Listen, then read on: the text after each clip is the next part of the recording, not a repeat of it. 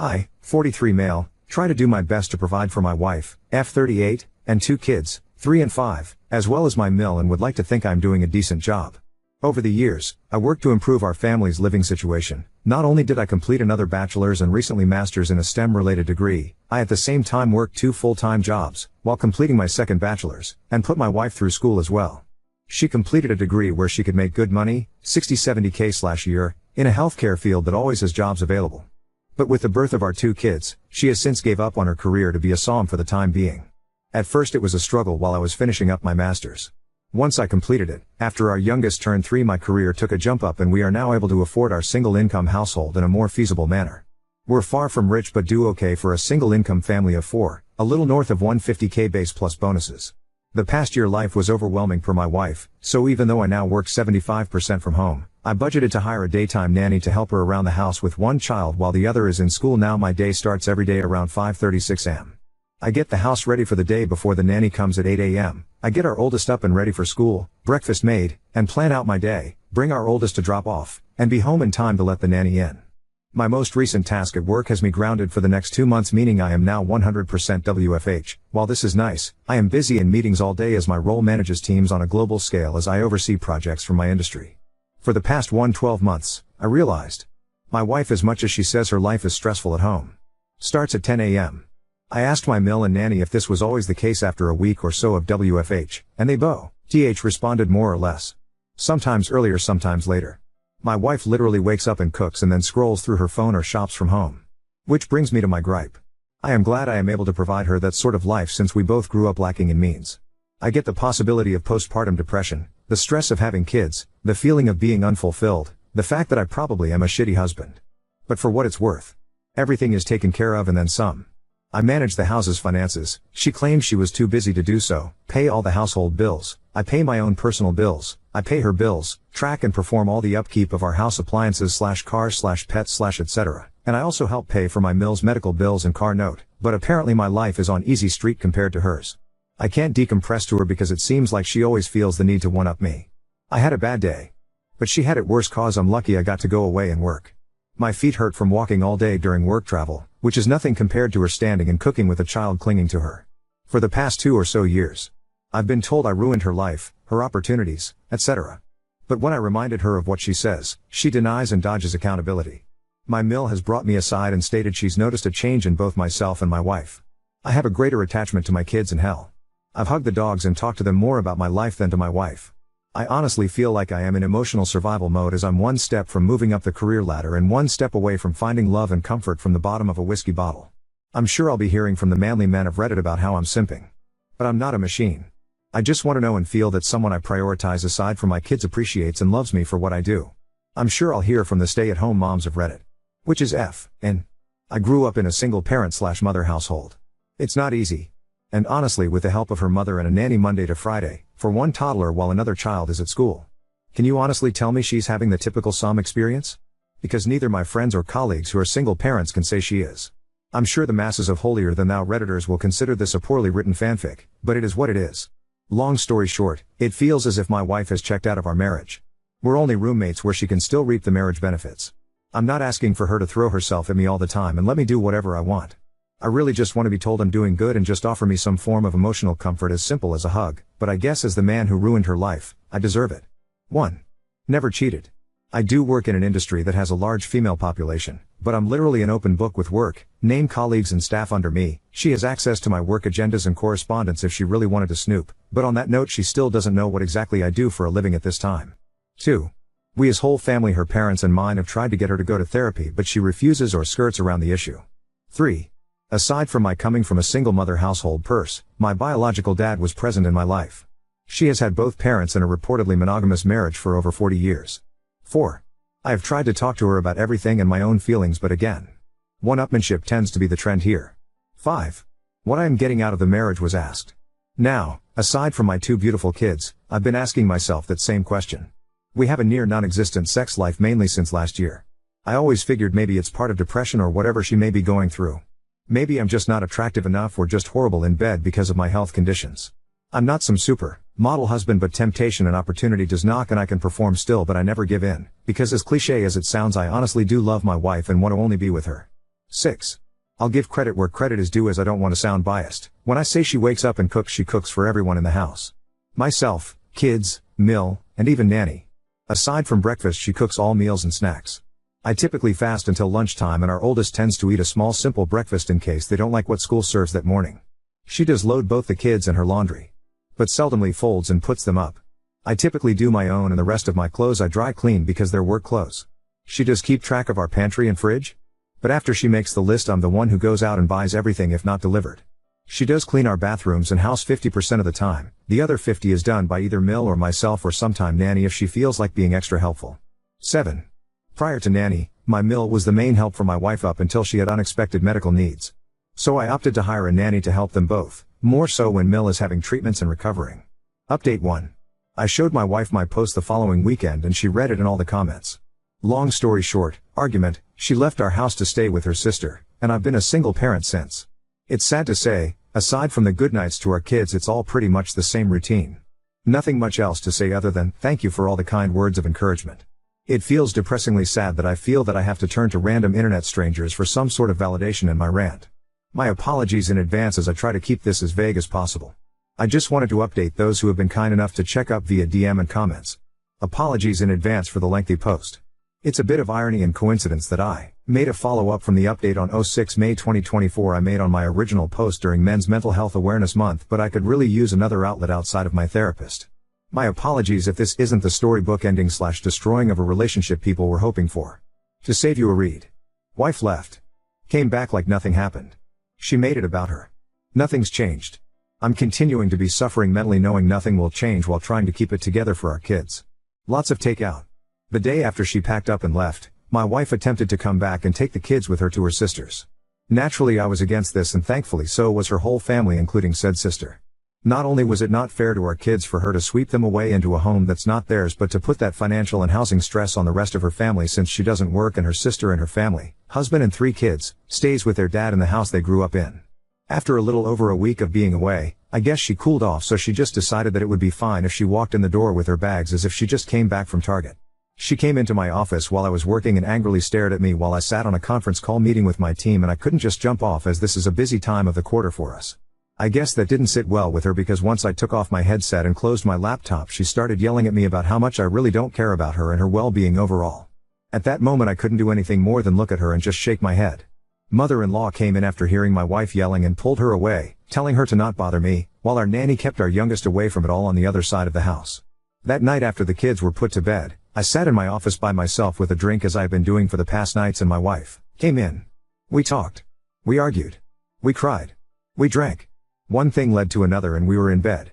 I wish I could say that was our making up, but the next sobering morning as we laid there, she went on about how hard it was for her the time she was gone. Literally. It was about her struggles staying at her family house in her old room with her dad and sister's family. How lucky I am to be able to stay here and do this and that and buy this or do that and not stress as much as they did. How easy my and everyone else's in our family lives are compared to hers, even though we had similar upbringings. My mind and heart broke that morning.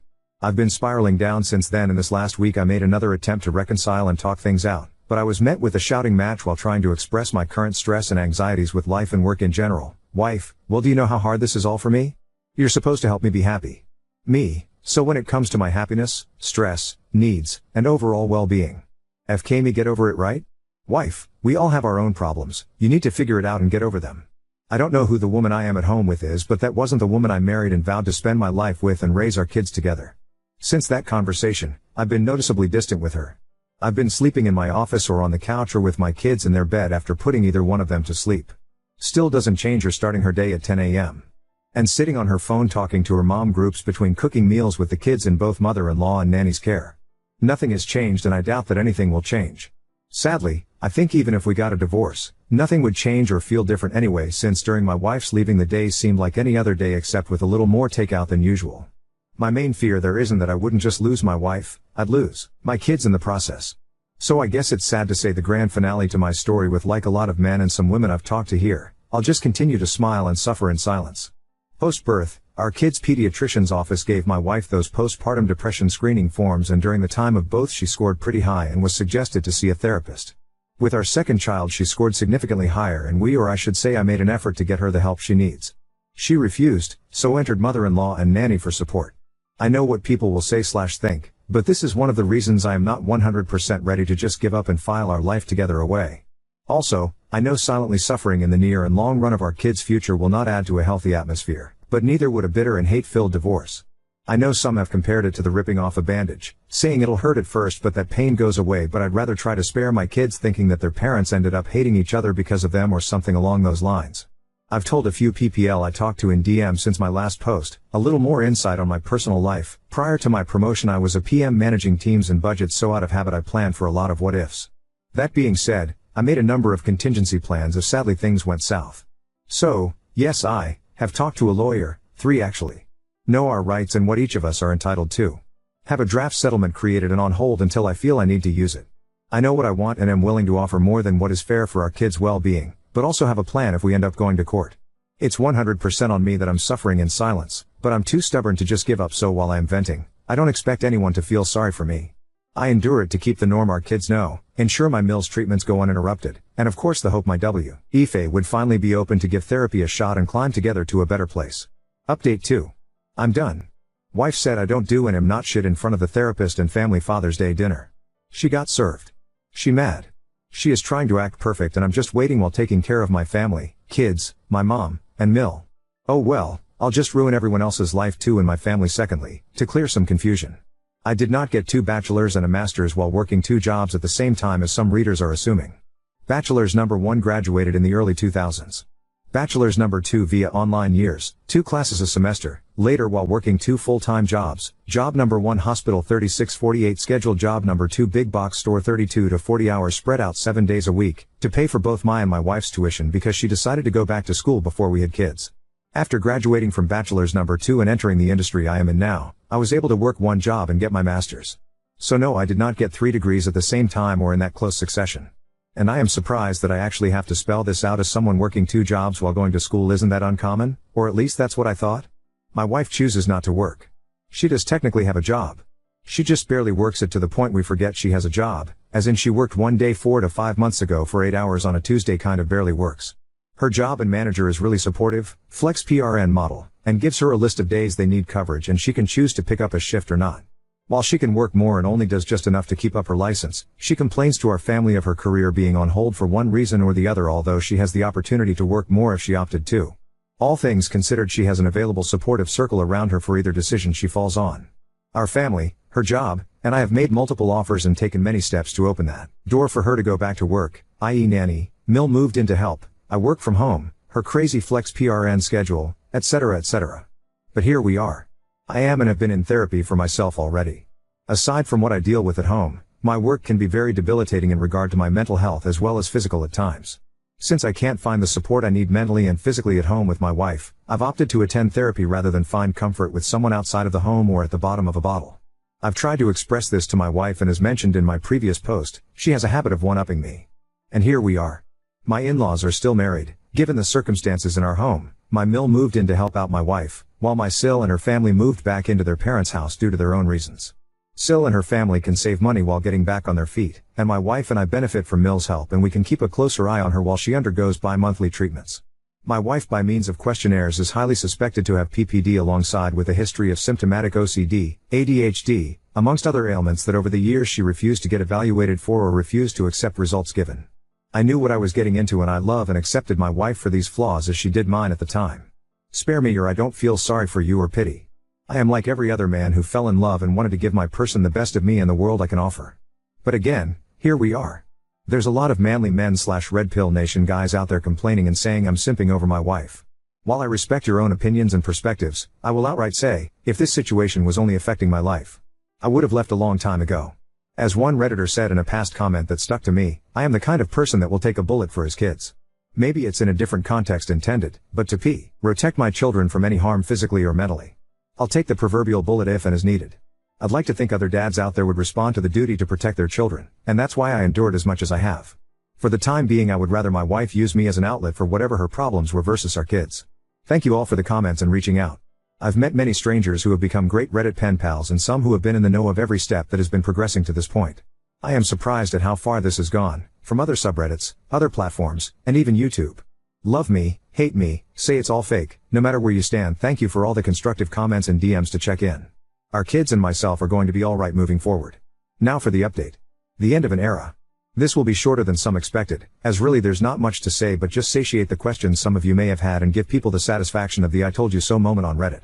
After a hard push from our family via an intervention, my wife and I finally attempted to go to marriage counseling. I'm sure many of you can guess how well that went. Blame. Tears. Regrets. Gaslighting. With a side of I am the reason for her life being ruined and horrible. Again. Just this time in front of a licensed therapist instead of Reddit or mom groups. In the end, everything the therapist suggested and noted went over her head and ignored as it was against the grain of her status quo. One thing I guess worth saying was the therapist asked if she could recall when she last truly felt happy. Her response was about 12 or so years ago. Please note, 12 years ago she was still in her 20s. Childless. Living with her ex. A vastly different time and position in life. I know it's petty of me but I guess if that's when she was last happy, it wouldn't be that far of a stretch for her to find that happiness again since her ex is in the same apartment, job, and place in life that he was 12 years ago. Which is fine, if that's how you want to live life. I try not to judge but in my 40s with kids, going clubbing 3 to 4 days a week is not my jam anymore. And of course, I don't want my kids around a mom and company who drowns themselves in White Claws. To add, I know some will ask, I know and can confirm she hasn't physically cheated on me but can't confirm if she did emotionally, if that's the right term?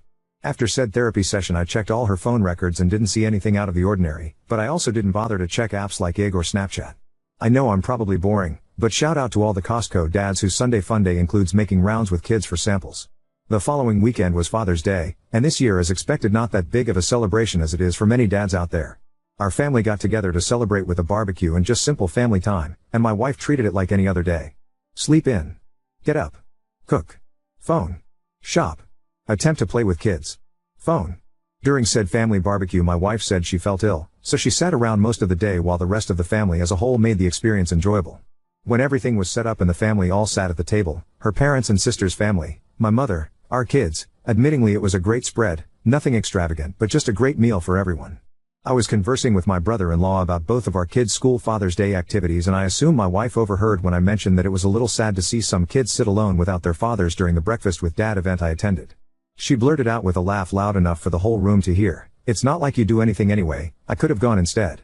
At that moment I was red and at a loss for words sitting there processing what she said in my head. The dining room went dead silent.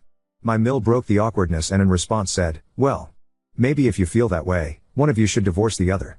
My wife looked at my mill confused that she would respond with that and laughed mockingly in my direction and with her hand pointing at me said, "As if another woman would want a man like him? Just look at you." While the room sat silent. I was angry, heartbroken, confused, and embarrassed all at the same time. In manly man fashion, I just nodded my head in silence, stood up, and picked up my keys and got in my truck and drove off to get a drink while trying to ignore the cries of the rest of the family and our kids telling me to stay. I don't know what was said or done while I was out of the house the rest of Sunday, because I couldn't bring myself to check our house cameras, but when I returned early Monday morning, the house had a completely different feel. As usual, I woke up around 6, got the house and our oldest ready for school drop-off. Checked emails. Checked messages, nothing out of the ordinary. As I was getting dressed to leave, my wife laid in our bed snoring lightly. All I could do was look at her and think of what we had. And now lost. I've decided. I'm done. I can't do this anymore. I texted my lawyer that morning to move forward with serving her. Fast forward to last week, she was served at our home, reminder to people I had no choice but to be there because I work from home. She had, I guess what you could call a mini meltdown and came into my office screaming how could I do this to her? Her mother intervened, and that was met with me supposedly turning her whole family against her. But I digress, I probably would have felt bad if it wasn't immediately followed by the rest of her week acting as if she's been this active and attentive wife and mother the past few years. Sure, people can say she's making an attempt. But she's made many attempts and historically we fall back to where we've been. For those curious, I am aiming for full or at least majority custody of our kids. I already and will continue to cover all the expenses for our kids, insurance, tuition, both of our kids will be attending private schools come fall, medical bills, etc. My mill has given me the courage and strength that helps supplement my own mother's support throughout this. Basically she is what I hope the kind of mother/wife my wife would have been to our kids and me. Out of respect for my mill as well as per my own mother's shared wishes, I will continue to help oversee and contribute financial help if needed during her treatments. While some may feel I should cut their whole family off, I know the hardships pushed onto a family while dealing with cancer and have dealt with it firsthand as a family member and care provider on both sides of the desk. All in all, I'm prepared to go to war if needed but I just want a clean no-fuss divorce. My wife has no alimony coming, so sorry for the Redditors and mommy gang Facebook groups saying she needs to divorce me first and get that sweet alimony money. 1. We live in a state that does not typically enforce alimony. 2. She has a means of gainful employment immediately. 3. To help curb any possible problems, I will cover her insurance and bills until either divorce is finalized or when she gains full employment.